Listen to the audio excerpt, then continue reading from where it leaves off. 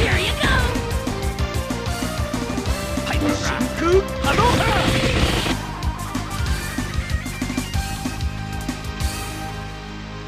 X-Men versus Street Fighter! Ready, fight! X-Men vs. Street Fighter hit US arcades in 1996.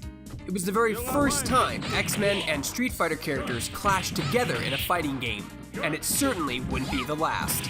To give you some perspective, Street Fighter and X-Men were some of the most popular things in the 90s, with the Street Fighter series releasing over 6 games since Street Fighter 2 hit arcades. There was also an awful movie that hit theaters in 1994, but it gave us some really great memes and quotes, so I can't really fault it too much. Is this a joke? This money isn't worth the paper it's printed on. Game over! Intruder destroyed. Of course!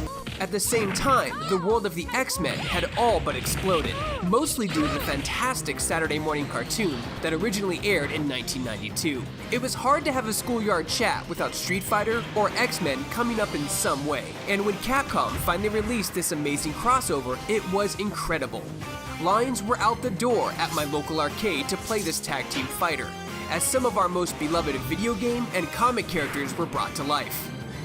The game featured over 12 playable fighters, 6 from the Marvel side and 6 from the Street Fighter side. On the X-Men side of it, you had Wolverine, Cyclops, Rogue, Storm, Gambit, Magneto, Sabretooth, and Juggernaut.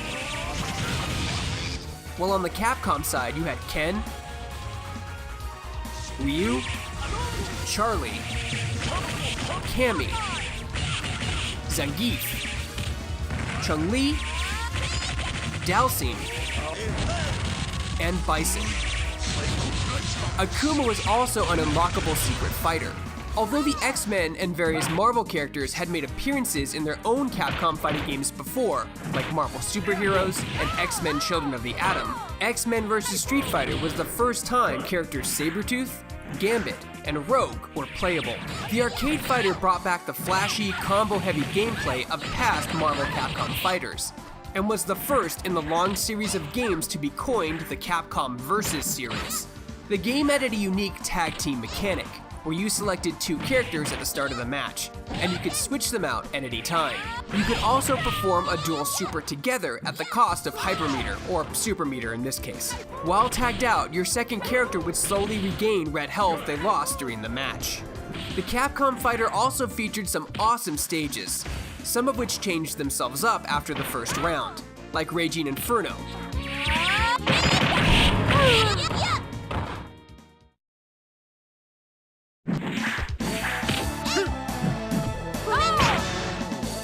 Of course, other stages were in the game from various Marvel and Street Fighter universes, like Code Red, which had you fighting on the X-Men Blackbird jet.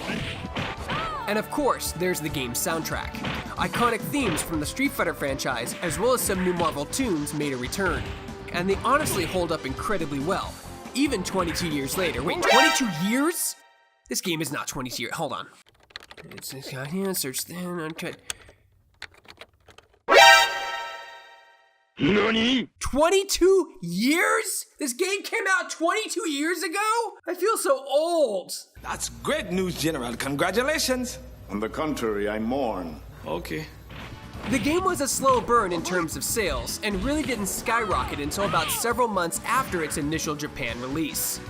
X-Men vs. Street Fighter was ported to the Sega Saturn in 1997, and then to the PlayStation in 1998. But due to the hardware limitations on the PlayStation, the tag team aspect was removed. The game went on to be a massive success and paved the way for the quintessential Capcom Versus series. Have a request for an arcade corner? Tweet me and include #ArcadeCorner. For more videos like this and everything else gaming related, you're already in the right place. You're on Shacknews.com. Quick, change the channel. Next time on Shack's Arcade Corner.